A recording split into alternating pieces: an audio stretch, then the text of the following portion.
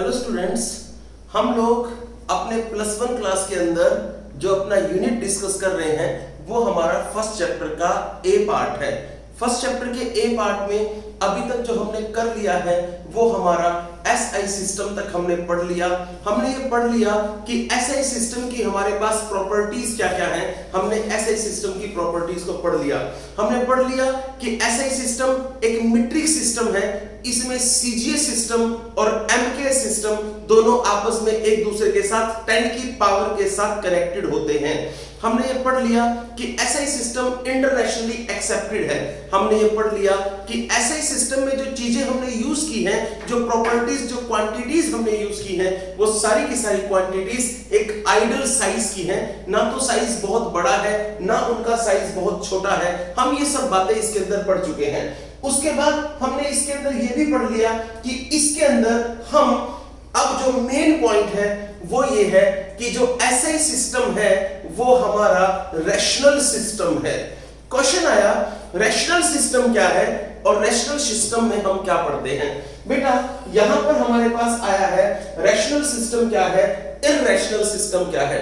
आप सबसे पहले इसको समझिए कि रैशनल सिस्टम में क्या पढ़ेंगे, इररेशनल सिस्टम में हम क्या पढ़ेंगे।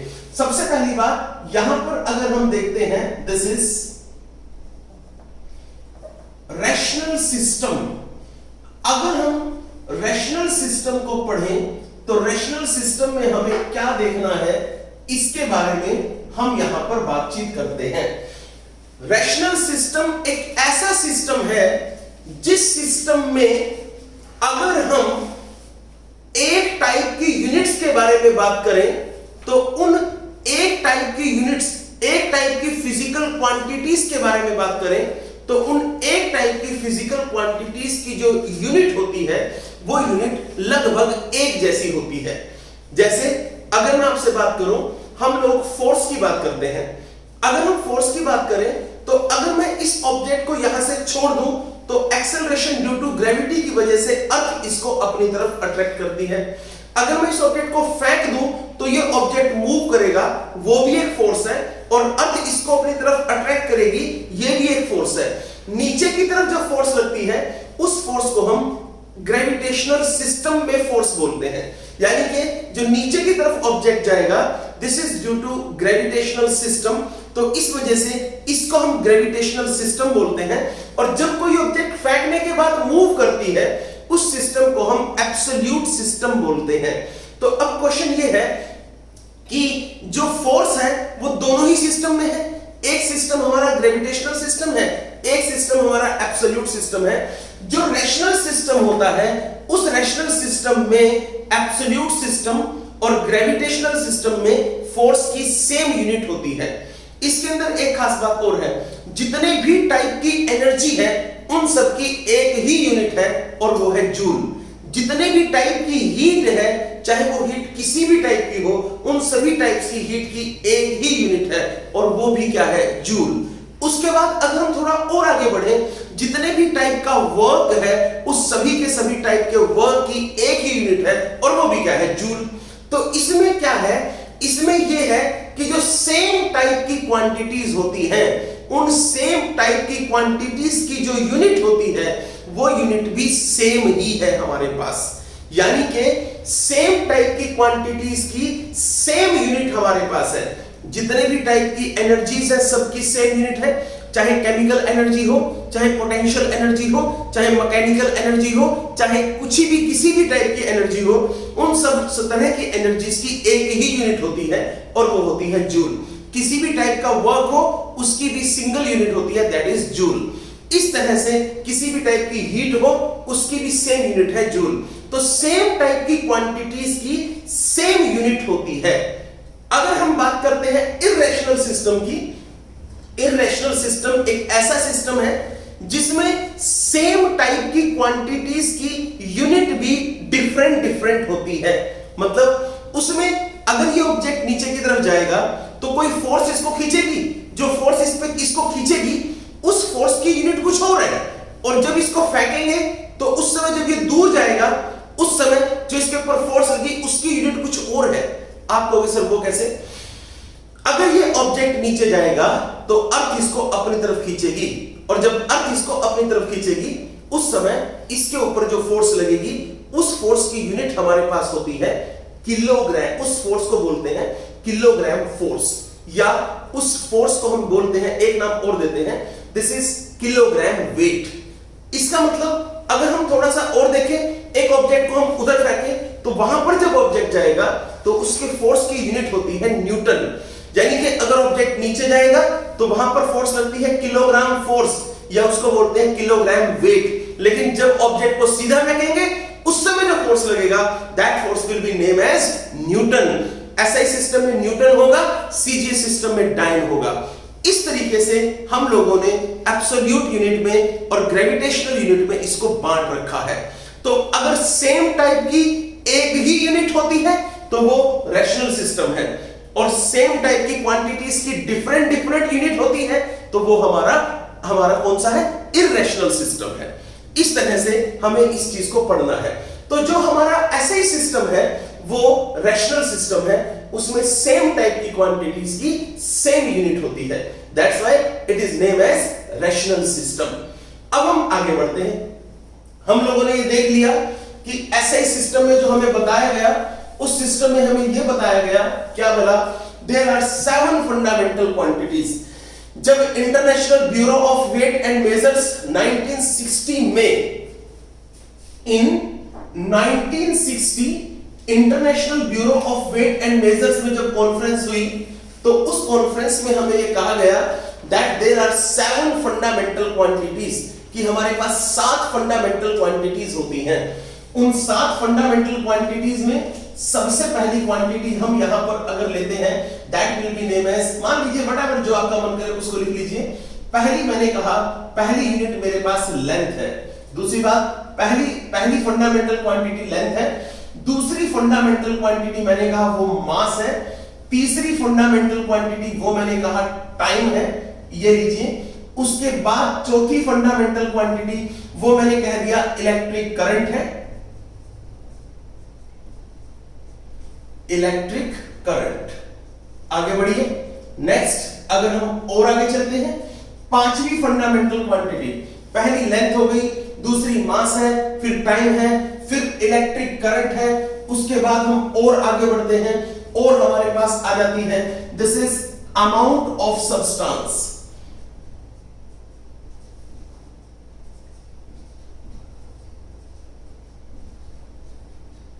This is amount of substance. Chhathi fundamental quantity ये हमारे पास है टेम्परेचर।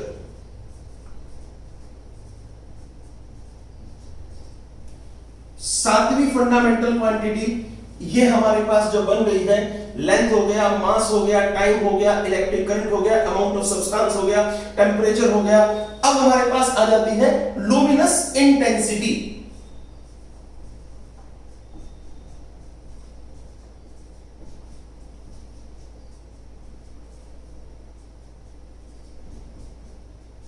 चलिए आगे चलते हैं। लेंथ की यूनिट होती है मीटर, मास की यूनिट होती है किलोग्राम, टाइम की यूनिट होती है सेकंड, इलेक्ट्रिक करंट की यूनिट होती है ampere, amount of substance mole, temperature kelvin, luminous intensity candela. चलिए आगे। अब हम बात करते हैं यहां पर इन सब की डेफिनेशंस की। बच्चों ये तो उन्होंने बता दिया हमें कि भाई ये सब डेफिनेशंस, ये सब यूनिट्स हमारे पास है, फंडामेंटल क्वांटिटीज हैं, साथ में उनकी यूनिट्स हैं। अब हम इनकी डेफिनेशंस पे आते हैं। क्वेश्चन आता है, सबसे पहली डेफिनेशन हमारे पास जो बनती है दिस इज ऑफ 1 मीटर। बताइए 1 मीटर की लेंथ क्या है, किस लेंथ को हम 1 मीटर कहेंगे। बच्चों ये जो मैं आपको बात शुरुआत में बताऊंगा, ये वाली बात हमें 1960 में जो बताई गई थी वो थी। उसके बाद धीरे धीरे करके इसके अंदर चेंजेस लाए गए हैं, धीरे धीरे करके इसको अपग्रेड किया गया है। अब आप सबसे पहले इसको सुनिए, उसके बारे में हम इसके बारे में बातचीत करते हैं। सबसे पहला पॉइंट हमारे पास आएगा, हमें डेफिनेशन चाहिए यहां से 1 मीटर की। तो बताइए 1 मीटर की डेफिनेशन क्या है? 1 मीटर की डेफिनेशन में हम क्या पढ़ते हैं उसको सुनिए। देखिए बेटा, जब 1960 International Bureau of Weight and Measures, जो कि सेवरस में है, और सेवरस पेरिस में है, पेरिस के पास, और वहां पर फ्रांस कंट्री के अंदर ये दे रखा है, फ्रांस कंट्री के अंदर ये है। वहां पर जब ये कॉन्फ्रेंस हुई तो इस कॉन्फ्रेंस में उन्होंने 1 मीटर के लिए पता क्या किया? उन्होंने एक रोड ली, और वो रोड जो उन्होंने ली that was of platinum iridium. Platinum iridium की एक रोड ली गई। तो देखिए वो प्लैटिनम इरिडियम की रोड कुछ इस तरीके से उन्होंने ली है। ये हम लोगों ने एक प्लैटिनम इरिडियम की रोड ली है, ये रही। पहला क्वेश्चन तो ये आता है, इस रोड को प्लैटिनम इरिडियम का ही क्यों लिया गया? क्योंकि प्लैटिनम इरिडियम के ऊपर टेम्परेचर प्रेशर का इफेक्ट बहुत कम होता है औरों के कंपैरिजन में। जैसे कि आयरन है, आयरन के कंपैरिजन में प्रेशर और टेम्परेचर का इफेक्ट प्लैटिनम और इरिडियम पे कुछ ज्यादा होता है। चलिए दूसरी बात पर आते हैं। उन्होंने इस प्लैटिनम इरिडियम की रोड पे 2 निशान लगा लिए। पहला निशान ये कहा गया कि प्लैटिनम इरिडियम की रोड पे 2 निशान लगाए, एक ये हो गया और एक ये हो गया। यहां पर एक बोला ए और ये कह दिया बी। तो प्लैटिनम इरिडियम की जो ये रोड है ना, इस पे जो 2 निशान लगे हैं, इन दोनों के बीच के डिस्टेंस को कहा गया that this distance is of 1 metre.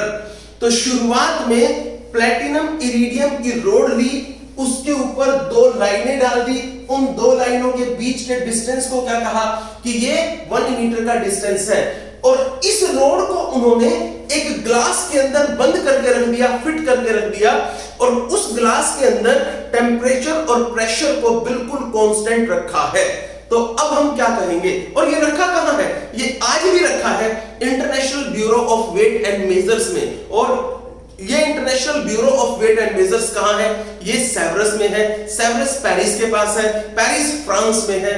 और यहां पर ये यानी कि फ्रांस कंट्री के अंदर International Bureau of Weight and Measures में 1960 में शुरुआत में हमें बताया गया कि एक प्लैटिनम इरिडियम की रोड ले ली और इस रोड के बीच में 2 निशान लगाए। उन दोनों निशान के बीच में जो सेपरेशन होता है that separation is called 1 metre. और हर कंट्री के साइंटिस्ट वहां गए थे और लोगों को बुलाया, पूरे का पूरा सिस्टम वहां पे सेट किया और उनको कहा कि आप इसमें से अपना माप के ले जाइए और अपनी अपनी कंट्री में जाके इसकी और कॉपी बना लीजिए।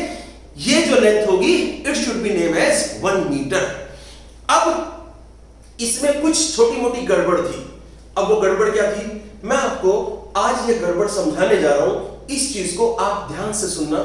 मेरी जो इसके अंदर कंफ्यूजन था, जो प्रॉब्लम थी, आप उसको सुनना।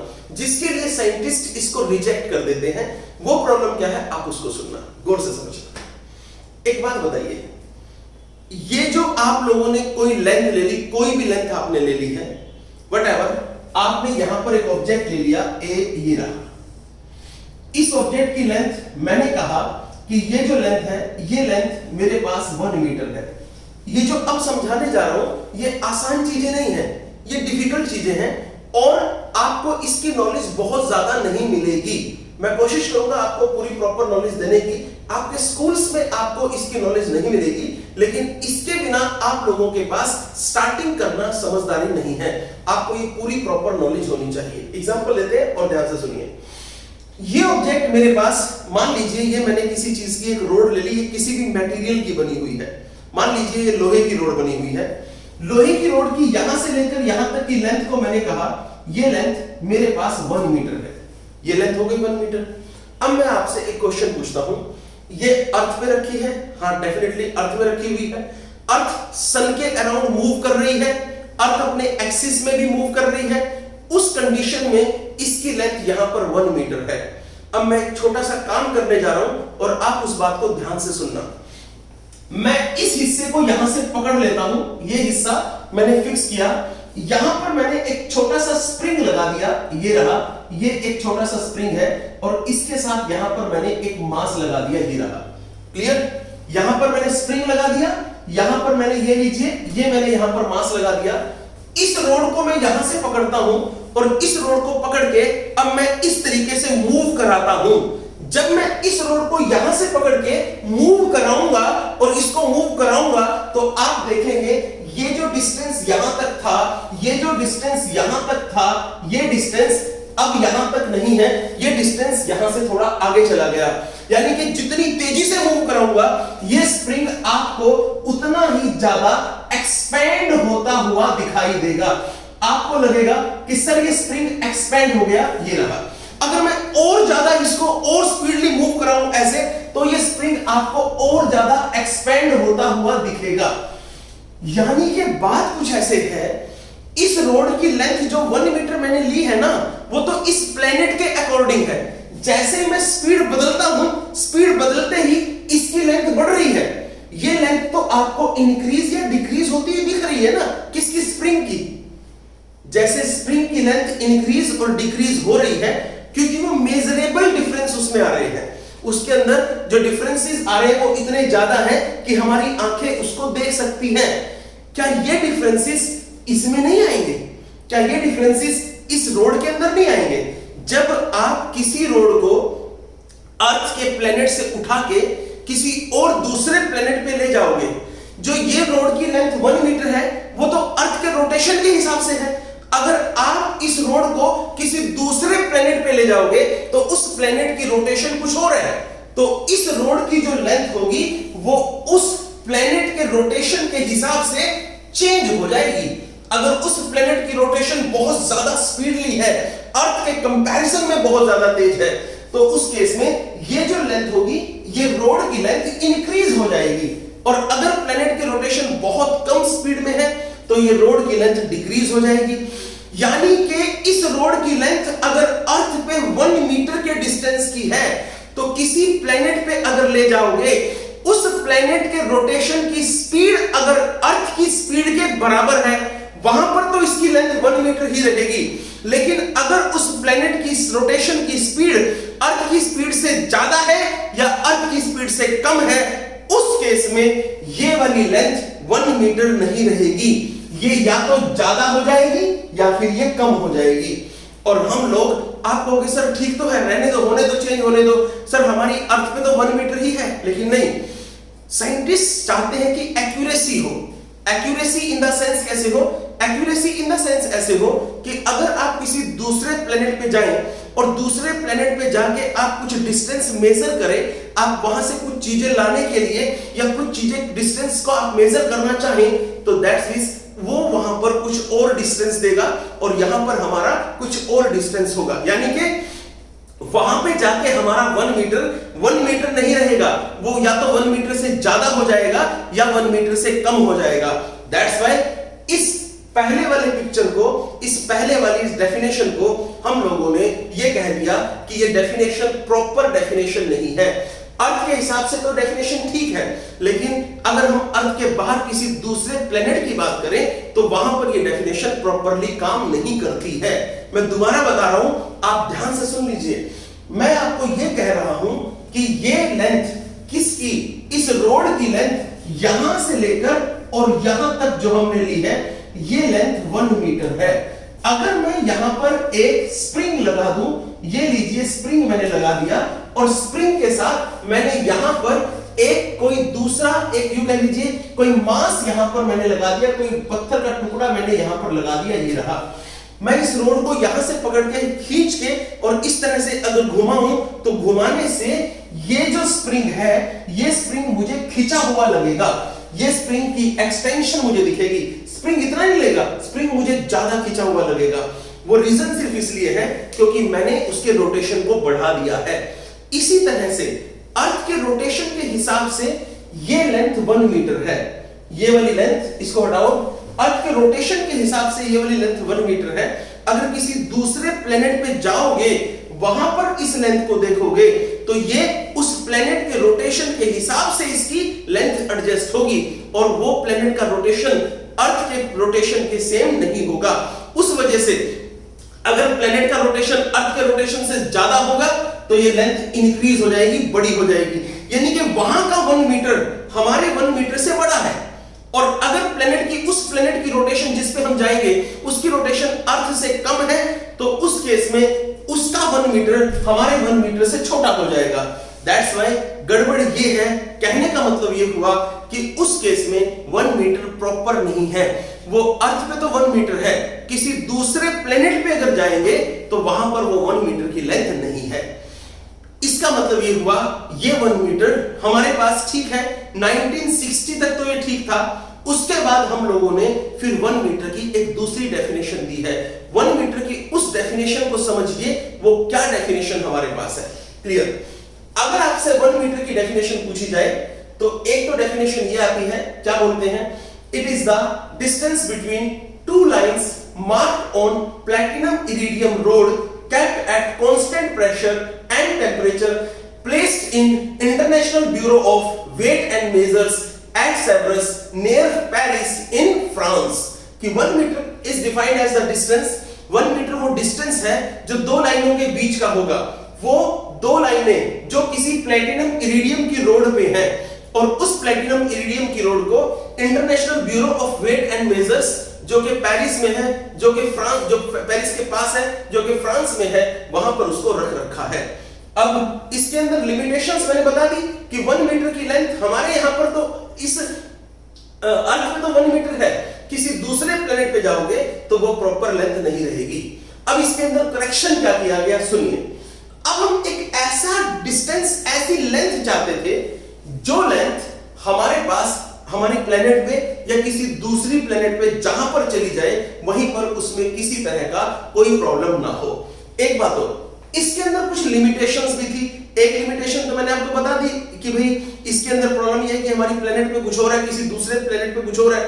एक लिमिटेशन इसके अंदर ये भी थी बच्चे कि अगर International Bureau of Weight and Measures में कुछ ऐसा हो जाए कि वो पूरे का पूरा ब्यूरो टूट जाए, उस पे कोई आक्रमण कर दे, कोई हमला कर दे, वॉर हो जाए और वॉर में वो तहस नहस हो जाए, तो हमारा तो 1 मीटर गया, हमारा 1 मीटर तो खराब हो गया। यानी कि या अगर वहां पे अर्थक्वेक आ जाए, वहां पे भूकंप आ जाए, भूकंप में वो खत्म हो जाए तो भी हमारा 1 मीटर गया। फिर दूसरा 1 मीटर हम वैसा ही कहां से प्रोड्यूस करेंगे, यानी कि हमारा ओरिजिनल तो चला गया ना। इसीलिए साइंटिस्ट सोचते रहे कि इसका कुछ ऑल्टरनेट देखते हैं। अब उन्होंने ऑल्टरनेट क्या देखा उसको सुनो, ध्यान से सुनना। इसके ऑल्टरनेट के लिए जो 1 मीटर की जो प्रॉपर डेफिनेशन उन्होंने दी, उस प्रॉपर डेफिनेशन को सुनो। हमारे पास एक सब्सटेंस आता है जिसको हम बोलते हैं क्रिप्टॉन, और क्रिप्टॉन का एक आइसोटॉप होता है जिसे हम बोलते हैं क्रिप्टॉन 86। तो क्रिप्टॉन 86 ये इसका क्रिप्टॉन का आई थिंक मास नंबर बनता है। तो क्रिप्टॉन 86 हमारे पास ये बनता है, और इस क्रिप्टॉन 86 को हम लोगों ने यहां पर इसके अंदर इसको इलेक्ट्रोमैग्नेटिक रेडिएशंस इसमें से निकाली। क्रिप्टॉन 86 में से हम लोगों ने रेडिएशंस निकाली, और जो रेडिएशंस इसमें से निकल रही थी उन रेडिएशंस की वेवलेंथ हमने चेक की, और इस क्रिप्टॉन 86 का एनर्जी लेवल हमने चेक किया। शुरुआत में इसका एनर्जी लेवल ज्यादा था, शुरुआत में इसका एनर्जी लेवल बढ़ा हुआ था। जैसे जैसे इसमें से रेडिएशन निकली वैसे वैसे इसका एनर्जी लेवल कम हो गया, और इसमें से जो रेडिएशन निकल रही थी, जो इलेक्ट्रोमैग्नेटिक रेज इसमें से निकल रही थी, वो इलेक्ट्रोमैग्नेटिक वेव्स उनकी हमने उनकी हमने वेवलेंथ को चेक किया। इसमें से जो रेडिएशन निकल रही थी वो कुछ इस तरीके की थी। यहां से रेडिएशन ऐसे वेव्स की फॉर्म में निकली। आप जानते हैं, आपने पढ़ा होगा, यहां से लेके यहां तक के डिस्टेंस को आप बोलते हैं वेवलेंथ। वैसे तो आप यहां से लेकर और यहां तक के डिस्टेंस को भी वेवलेंथ ही बोलते हैं, वैसे आप यहां से लेकर यहां तक के डिस्टेंस को भी वेवलेंथ बोलते हैं। अब सुनिए, मैं यहां की बात करता हूं। ये मान लीजिए इसके अंदर एक क्या है, ये क्रस्ट है, एक क्रस्ट ये वाली है, ये वाला इसके अंदर ट्रफ है, ऐसा ही होता है ना। तो इन दो क्रस्ट के बीच का डिस्टेंस आप ले लो, या इन दो ट्रफ के बीच का डिस्टेंस आप ले लो, कुछ भी ले लीजिए। अब बताइए, इन दो के बीच के इस डिस्टेंस को हमने कहा दिस इज वेवलेंथ। ये पहली वेवलेंथ हो गई। उसके बाद थोड़ा आगे बढ़े तो ये दूसरी वेवलेंथ हो गई। इस तरीके से इसमें से निकलने वाली रेडिएशंस आगे बढ़ती जाएंगी, बड़ी स्पीडली वो आगे बढ़ती है, बहुत ज्यादा स्पीड से आगे बढ़ती है, और उसकी वेवलेंथ को हमने नोट किया।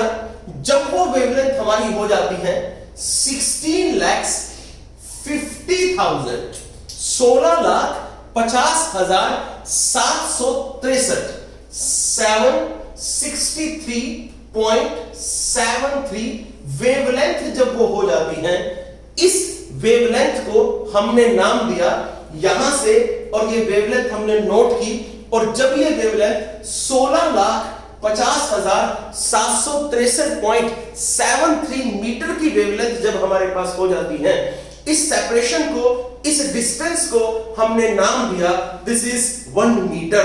अब आप सोच के देखिए कितनी स्पीडली और कितनी छोटी छोटी वेव्स यहां पर बनती होंगी, कि वो वेव्स कितनी बन रही है 16,50,763.73 वेवलेंथ हमने यहां पर नोट की।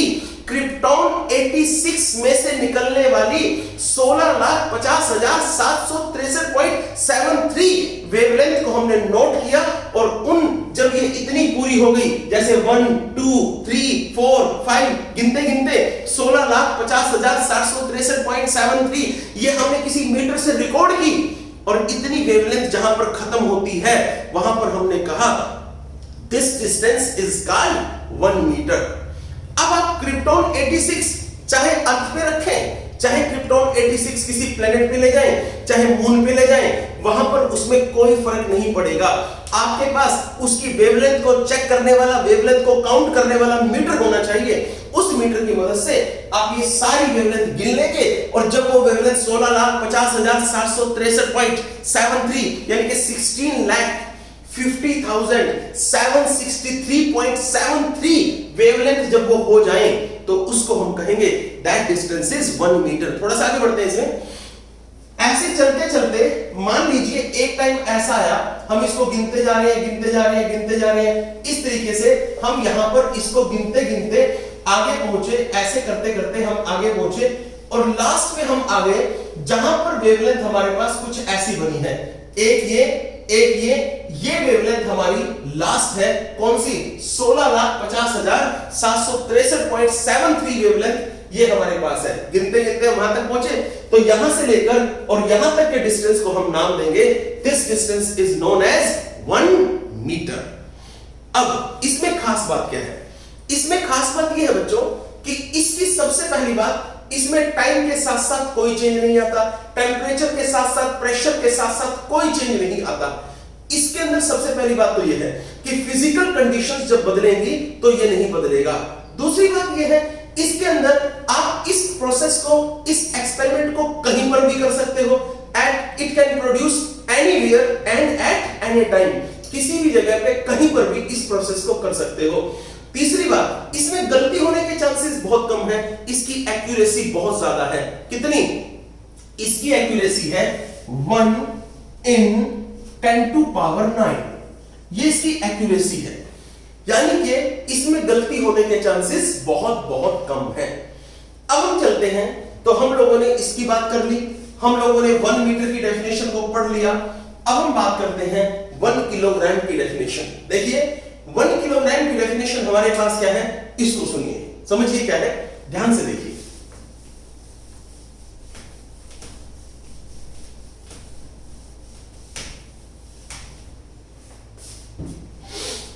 अब हमारे पास आता है 1 किलोग्राम की डेफिनेशन। 1 किलोग्राम में हम चलते हैं यहां पर, दिस इज 1 किलोग्राम। सुनिए, शुरुआत की बात है, जब 1960 में शुरुआत में हमें बताया गया कि 1 किलोग्राम क्या है, तो उसको सुनो। हम लोगों को शुरुआत में एक प्लैटिनम इरिडियम का सिलेंडर दे दिया गया, और जो प्लैटिनम इरिडियम का सिलेंडर दिया वो कुछ ऐसा था। लीजिए, यहां पर हम लोगों को एक सिलेंडर दिया, ये रहा, और ये सिलेंडर, सिलेंड्रिकल पोर्शन में हमें प्लैटिनम इरिडियम का एक सिलेंडर दे दिया। इस प्लैटिनम इरिडियम के सिलेंडर की जो लेंथ है वो 3.9 सेंटीमीटर है, और इसका जो डायमीटर है वो डायमीटर भी 3.9 सेंटीमीटर ही है। तो हम लोगों ने प्लैटिनम इरिडियम का सिलेंडर लिया, जिसकी लेंथ और उसका डायमीटर दोनों बिल्कुल सेम, और कितने हैं वो 3.9 सेंटीमीटर है। और इसके अंदर प्लैटिनम जो है वो इसके अंदर 90% है और जो इरिडियम इसके अंदर है वो 10% है। तो हमने क्या किया, हम लोगों ने प्लैटिनम इरिडियम का सिलेंडर लिया जिसमें प्लैटिनम 90% है, इरिडियम 10% है। और इस प्लैटिनम इरिडियम के सिलेंडर में खास बात क्या है, इसके खास बात यह है इसका डायमीटर और इसकी हाइट दोनों एक दूसरे के बिल्कुल इक्वल हैं। और इसको उन्होंने एक वॉलेट में बंद करके रख दिया और कहा कि ये जो मास है, this mass will be set to 1 kilogram. इस मास को हम 1 किलोग्राम कहेंगे। तो आप बताइए 1 किलोग्राम की डेफिनेशन क्या है? 1 किलोग्राम एक मास है, जो मास किसी प्लैटिनम इरिडियम के सिलेंडर का है, जिस प्लैटिनम इरिडियम के सिलेंडर की हाइट और उसका डायमीटर दोनों बिल्कुल सेम है। हाइट 3.9, डायमीटर भी 3.9 सेंटीमीटर है। और इसको हमने एक वॉलेट के अंदर यानी कि एक बॉक्स के अंदर बंद करके रख दिया। कहां पर? International Bureau of Weight and Measures. कहां पर? Near Paris. और कहां पर? इन सेवरस। और पेरिस कहां है? फ्रांस में। तो फ्रांस कंट्री के अंदर ये रखा हुआ है। शुरुआत में हमारे पास 1 किलोग्राम की ये वाली डेफिनेशन आ जाती है। तो this is mass of 1 kilogram. अब इसके अंदर भी कुछ लिमिटेशंस थी, समझिए इसकी लिमिटेशंस क्या हैं उसके बारे में बात करते हैं। देखिए इसने क्या कहा, आप प्लैटिनम इरिडियम भले ही ले लें, 90% प्लैटिनम और 10% इरिडियम इसलिए लिया क्योंकि इसके मिक्सचर पे एटमॉस्फेयर का सबसे कम इफेक्ट पड़ता है। लेकिन पड़ता तो है, चाहे कितना भी कम इफेक्ट क्यों ना पड़ता हो, इसके ऊपर एटमॉस्फेयर का कुछ ना कुछ इफेक्ट पड़ता है।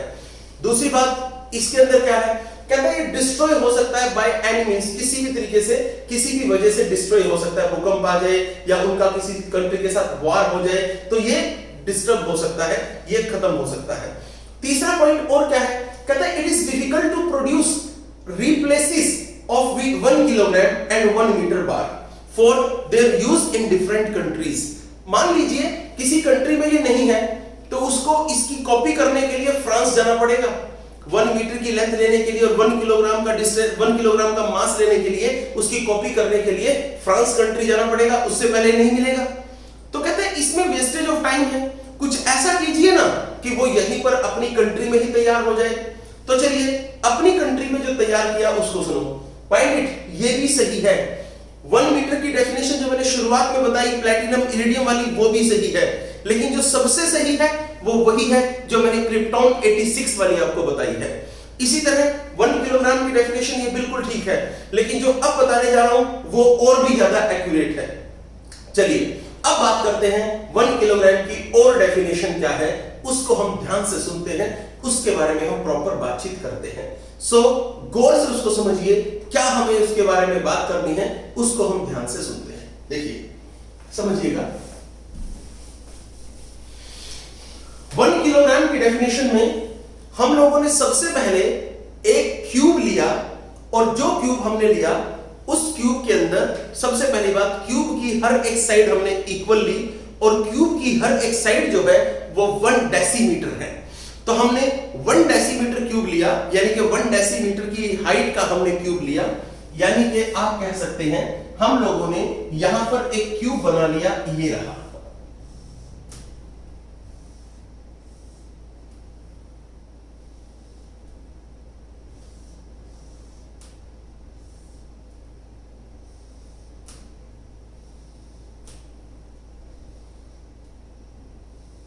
लीजिए, ये हम लोगों ने प्लैटिनम इरिडियम का ये हम लोगों ने एक क्यूब बनाया है।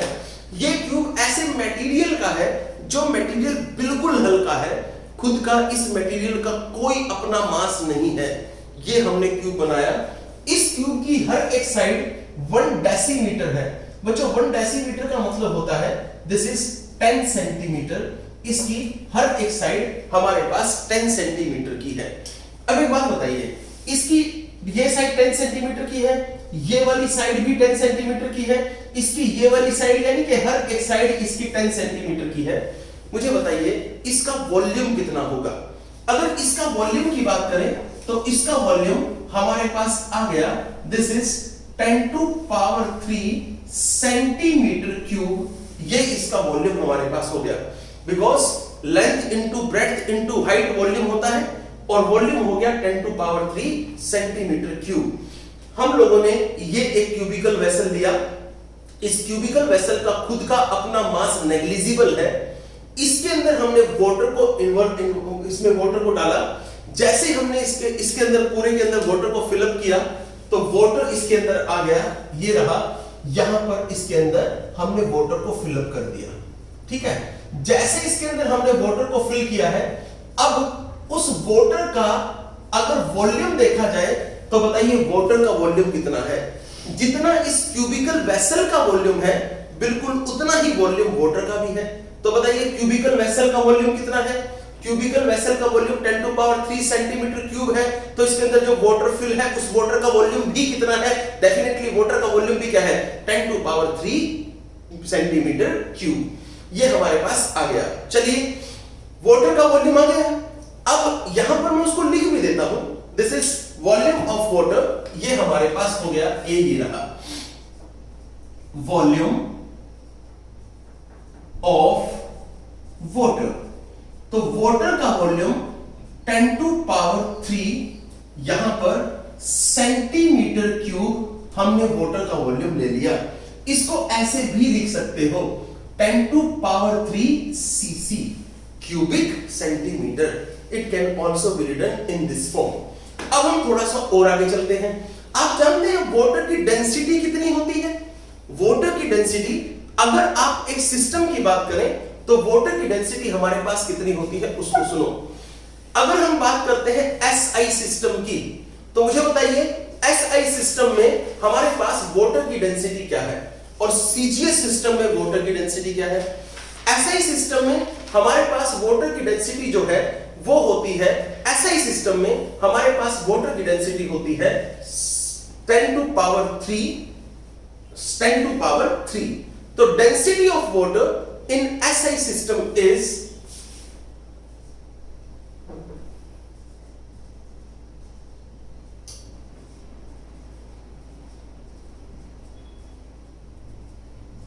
10 टू पावर 3। अब मुझे बताइए डेंसिटी क्या होती है? Mass upon volume. तो डेंसिटी होती है मास अपॉन वॉल्यूम। ये हमारे पास आ गया। अब हम इससे आगे चलते हैं। अगर डेंसिटी हमारे पास होती है मास अपॉन वॉल्यूम, तो हम आगे बढ़ते हैं और अगले कॉन्सेप्ट पे यहां पर आ जाते हैं। अगला स्टेप देखिए, डेंसिटी मास अपॉन वॉल्यूम है। मुझे यहां पर क्या चाहिए? मुझे यहां पर इसका मास चाहिए, 1 किलोग्राम का मास मुझे यहां पर चाहिए। तो अब बताइए अगर आप 1 किलोग्राम का मास यहां पर चाहते हैं तो आपको क्या करना पड़ेगा? आप उस चीज को ध्यान से देख लीजिए। आप यहां से, ये रहा mass, this is density into volume. अब density of water SI system में क्या होती है वो मैंने आपको बताया। Density of water SI system में एक चीज मैंने आपको गलत बताई, I am sorry for that. Density of water SI system में हमारे पास 10 टू पावर 3 होती है, लेकिन सीजीएस सिस्टम में हमारे पास डेंसिटी ऑफ वाटर 1 होती है, 1। So this is in SI system. ये एसआई सिस्टम में हमारे पास डेंसिटी ऑफ वाटर हम ले रहे हैं। तो एसआई सिस्टम में हमने डेंसिटी ऑफ वाटर ले ली, ये हमारे पास वॉल्यूम ऑफ वाटर है। आप इस वॉल्यूम ऑफ वाटर को सेंटीमीटर क्यूब में है, आप इसको पहले मीटर क्यूब में कन्वर्ट करें, क्योंकि जो आपको रिजल्ट मिलेगा वो आपका एसआई सिस्टम में आ रहा है। आपने डेंसिटी ले ली एसआई सिस्टम में, अब आप यहां पर वॉल्यूम ऑफ वाटर को भी एसआई सिस्टम में कन्वर्ट करें। वो तरीका क्या है? ये आपके पास सेंटीमीटर क्यूब है ना, तो 10 to power 3 into centimetre cube को आप क्या लिखेंगे? आप मुझे बता दीजिए।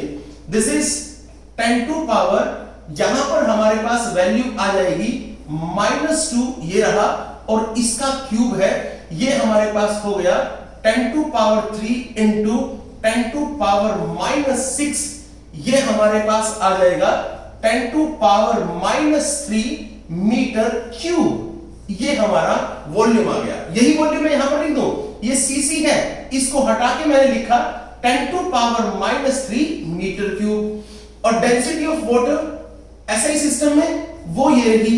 अब आप बताइए mass is equal to density into volume हो गया, और डेंसिटी की वैल्यू हमारे पास कितनी आई है, ये रही, कितनी है 10⁻³ और बताइए वॉल्यूम की वैल्यू कितनी है, वॉल्यूम की वैल्यू ये रही, कितनी है 10⁻³ ये हमने एसआई सिस्टम में ली है, हमने वॉल्यूम को भी एसआई सिस्टम में कन्वर्ट किया है, तो जो मास आएगा that must be in SI system, वो मास भी हमारा एसआई सिस्टम में ही आएगा।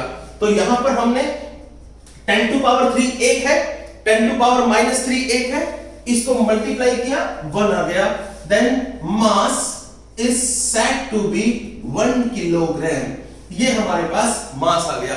अब बताइए मास की डेफिनेशन क्या है।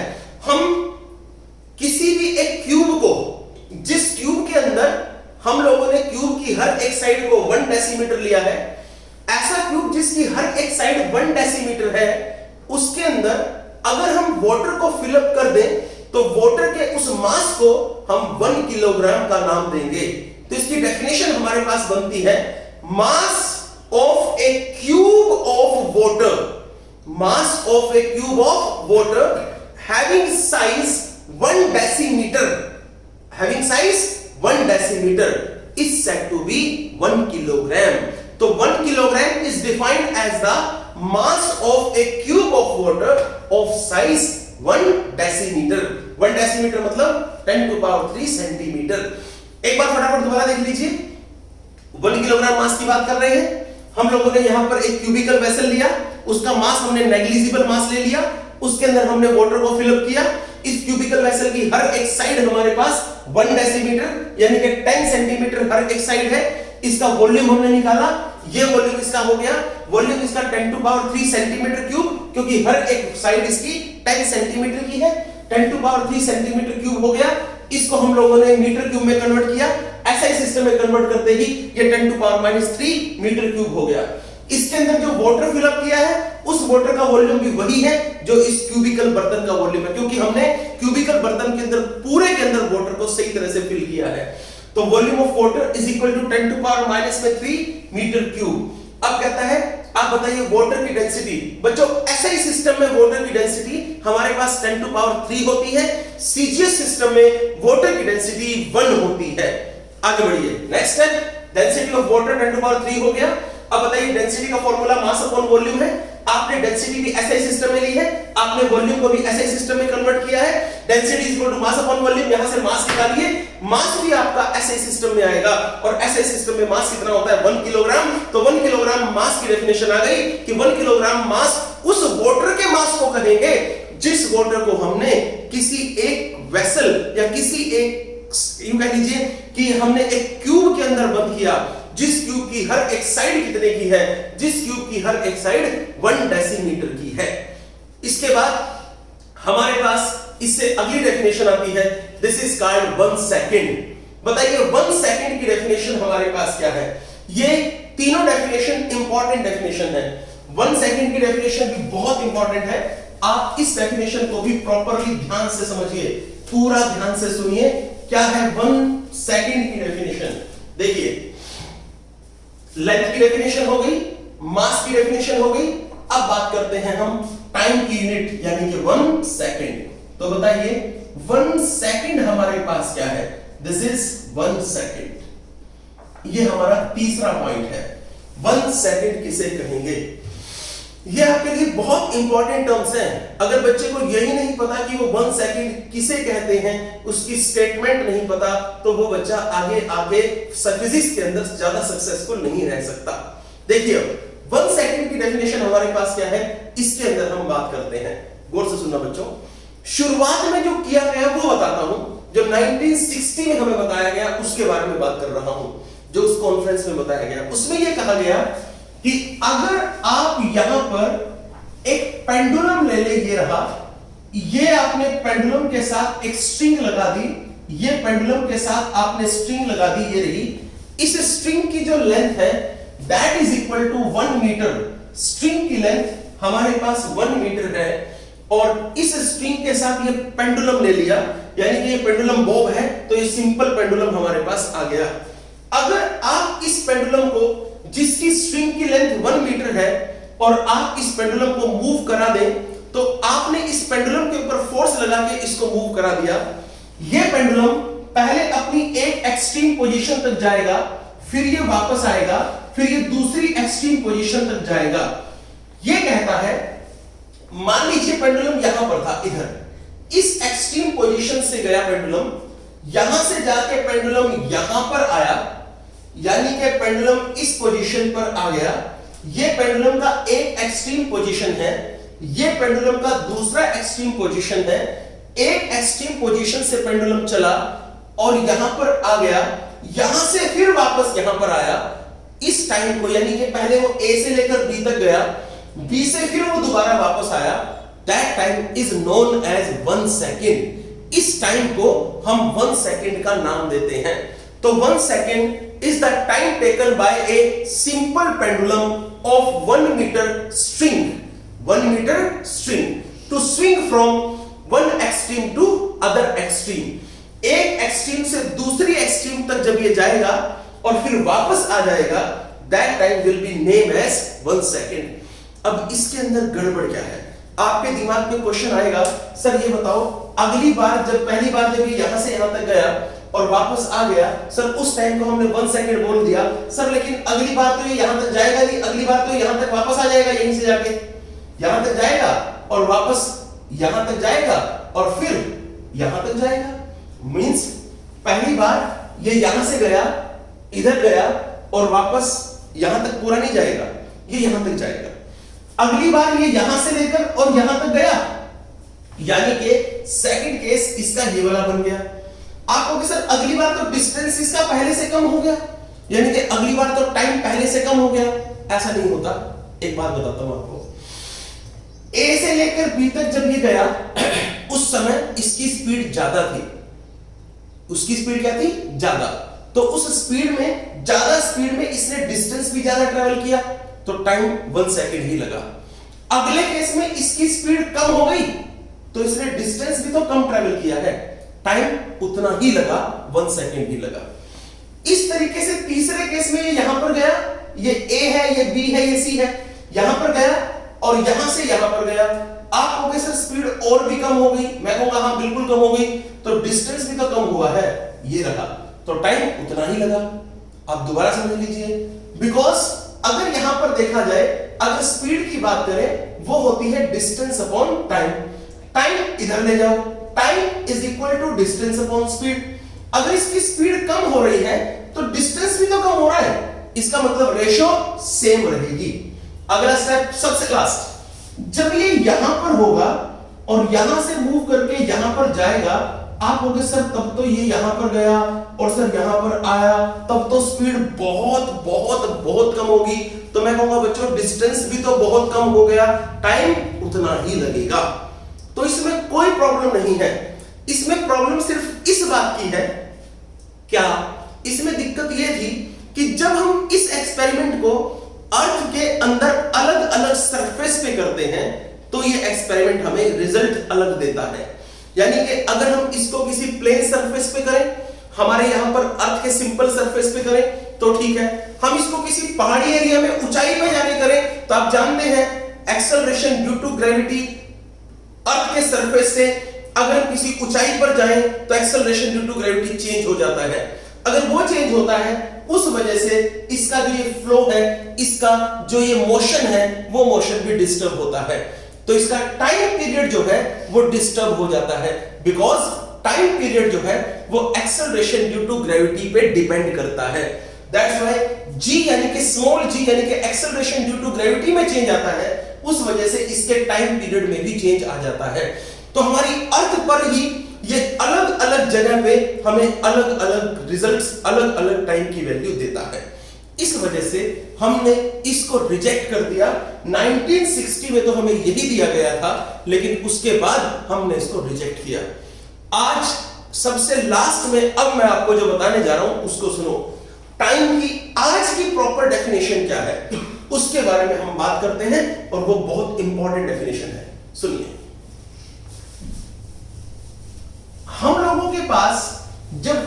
प्रॉपर डेफिनेशन नहीं थी, तो साइंटिस्ट इस काम में लगे और उन्होंने इस काम में लग के एक बहुत अच्छी इन्वेंशन की है, उसको सुनिए। आप उस इन्वेंशन पे जाने से पहले एटम का स्ट्रक्चर समझिए क्या है। एटम का स्ट्रक्चर कुछ ऐसा है, ये लीजिए, यहां पर हमने एटम लिया, एटम के सेंटर में यहां पर न्यूक्लियस होता है, न्यूक्लियस के अंदर प्रोटॉन्स भी हैं, न्यूक्लियस के अंदर न्यूट्रॉन्स भी हैं, और न्यूक्लियस के बाहर शेल होती है, उन शेल्स के अंदर इलेक्ट्रॉन मूव करते हैं। एक शेल हमने ये बना ली, एक शेल हमने ये बना ली, एक शेल हमने ये बना ली, इस तरीके से हमने ये अलग अलग शेल बना ली हैं। इन अलग अलग शेल्स में इलेक्ट्रॉन अलग अलग एनर्जी के साथ मूव करता है। कोई इलेक्ट्रॉन सबसे निचली शेल, सबसे, इसको क्या बोलते हैं, इसको बोलते हैं inner shell, innermost shell. इसको, ये आउटर शेल हो गई, इसके बाद ये वाली शेल और शेल हो गई, कोई आउटर मोस्ट शेल बनेगी। मान लीजिए इस तरह से इसमें कई सारी शेल्स हैं, इसके अंदर इलेक्ट्रॉन का मैं कोई प्रॉपर, इसमें इलेक्ट्रॉन का डिस्ट्रीब्यूशन प्रॉपर नहीं ले रहा कि किसमें कितने इलेक्ट्रॉन है, मुझे इस बात से कोई मतलब नहीं है कि किसमें कितने इलेक्ट्रॉन है, लेकिन मैं इतना जानता हूं क्या, और आप भी जानते हैं, क्या जानते हैं उसको सुनो। यहां पर जब इलेक्ट्रॉन होता है यहां पर, तो उस इलेक्ट्रॉन की एनर्जी की कोई वैल्यू होती है। यहां पर भी इलेक्ट्रॉन होगा, उसकी एनर्जी की कोई वैल्यू होगी, यहां पर भी जब इलेक्ट्रॉन होगा उसकी भी एनर्जी की कोई वैल्यू होगी। ये पहली शेल का इलेक्ट्रॉन है, ये दूसरी शेल का इलेक्ट्रॉन है, ये तीसरी शेल का इलेक्ट्रॉन है। नेचर ने हर एक इलेक्ट्रॉन को उसकी एनर्जी प्रोवाइड की है, और नेचर ने हर एक इलेक्ट्रॉन को उसकी फिक्स पोजीशन दी है। अगर कोई इलेक्ट्रॉन किसी दूसरी शेल में चला जाए एनर्जी लेके, जैसे यहां पर एनर्जी, मान लीजिए यहां पर रहने के लिए एनर्जी चाहिए, यहां पर रहने के लिए एनर्जी चाहिए 3 इलेक्ट्रॉन वोल्ट, और यहां पर आने के लिए एनर्जी चाहिए 5 इलेक्ट्रॉन वोल्ट, और इस तीसरी शेल में आने के लिए एनर्जी चाहिए 7 इलेक्ट्रॉन वोल्ट। ये जो सेकंड शेल का इलेक्ट्रॉन है, अगर ये इलेक्ट्रॉन, इसके पास एनर्जी 5 इलेक्ट्रॉन वोल्ट है, अगर ये 2 इलेक्ट्रॉन वोल्ट एनर्जी और लेके यहां पर आ जाए, मान लीजिए ये वाला इलेक्ट्रॉन 2 इलेक्ट्रॉन वोल्ट एनर्जी लेके, इसके पास 5 है, 2 और ले ली, तो यहां पर कितना हो गया, ये यहां पर यहां गया 7 इलेक्ट्रॉन वोल्ट। इस तीसरी शेल में एक इलेक्ट्रॉन तो ऑलरेडी था, एक इलेक्ट्रॉन इसके अंदर यहां से आ गया। अब नेचर कहेगा कि ये तो तेरी जगह नहीं है, इस इलेक्ट्रॉन की जगह ये तो नहीं है, इस इलेक्ट्रॉन की जगह तो ये सेकंड शेल है, यहां पर इलेक्ट्रॉन को कहेगा कि सेकंड शेल में ही जा। अब इस इलेक्ट्रॉन के पास एनर्जी हो गई 7 इलेक्ट्रॉन वोल्ट, और इसमें आने के लिए एनर्जी चाहिए कितनी, 5 इलेक्ट्रॉन वोल्ट। तो ये इलेक्ट्रॉन अपनी एनर्जी को लूज करेगा। जब ये इलेक्ट्रॉन थर्ड ऑर्बिट में जो आ गया है सेकंड ऑर्बिट से, जब इसको वापस सेकंड ऑर्बिट में भेजा जाएगा, तो ये अपनी एनर्जी को लूज करेगा, और एनर्जी को लूज करते हुए ये वाइब्रेट करेगा इस तरीके से। ये लीजिए, वाइब्रेशन करते हुए ये एनर्जी को रिमूव करेगा, और रिमूव करने के बाद जब इसके पास एनर्जी 5 इलेक्ट्रॉन वोल्ट रह जाएगी, तो ये फिर अपनी सेकंड ऑर्बिट में दोबारा से वापस आ जाएगा। अब हम लोगों ने सीजियम लिया, सीजियम, उसको हम प्रॉपरली बोलते हैं दिस इज सीजियम 133। तो सीजियम 133 का एटम हमने लिया, और उस सीजियम 133 के एटम में हमने देखा कि वहां का इलेक्ट्रॉन जब हायर ऑर्बिट से या हायर एनर्जी लेवल से जब लोअर एनर्जी लेवल में आता है, तो वो वाइब्रेशंस करता है, और उसकी जो वाइब्रेशंस थी वो हमने नोट की, और ये पता लगाया कि उसकी वाइब्रेशंस को हमने नोट किया, और वो वाइब्रेशन हमने चेक की, वो वाइब्रेशन हमें मिली 91 करोड़ 92 लाख 63 हजार 1770। 91 करोड़ 92 लाख 63 हजार 1770 वाइब्रेशंस ये इलेक्ट्रॉन यहां से लेकर अपने इस एनर्जी लेवल से लेकर और इस एनर्जी लेवल में आने के लिए करता है। ये एनर्जी लेवल मैंने आर्बिट्रेरी बनाए हैं, कोई जरूरी नहीं कि 7 इलेक्ट्रॉन वोल्ट 5 3 ऐसा कोई चक्कर, ये आप अपनी तरफ से बना सकते हैं, सिर्फ मैंने समझाने के लिए लिया। तो जब वो हायर एनर्जी लेवल से लोअर एनर्जी लेवल में आता है तो वाइब्रेशन करता है। उन वाइब्रेशंस को हम नोट करते हैं और वो वाइब्रेशन 91,62,63,1770 वाइब्रेशंस होने में जो टाइम लगता है उस टाइम को हम नाम देते हैं 1 सेकंड। तो 1 सेकंड वो टाइम है जितने टाइम में सीजियम एटम का एक इलेक्ट्रॉन अपने हायर एनर्जी लेवल से लोअर एनर्जी लेवल पे आने में जो टाइम लगाता है और उस टाइम पे आने में 91,92,63,1770 वाइब्रेशंस करता है। उन वाइब्रेशंस के टाइम को हम नाम देते हैं 1 second. That time is known as 1 second. तो ये 1 सेकंड की प्रॉपर डेफिनेशन है। क्लियर? आपको मैंने आज लेंथ की डेफिनेशन, मास की डेफिनेशन, मतलब लेंथ की यूनिट 1 मीटर, मास की यूनिट 1 किलोग्राम, टाइम की यूनिट 1 सेकंड, ये मैंने आपको बताई है। आप इसको प्रॉपरली समझें, वीडियो को बार बार देखते रहें ताकि आप लोगों को ये समझ में आ जाए। ये जो मैंने कराए हैं ये इंपॉर्टेंट पॉइंट्स हैं। जो भी आपको डाउट रहे मुझे व्हाट्सएप करें ताकि मैं आपके पिक्चर फिर दोबारा से क्लियर कर सकूं। All the best.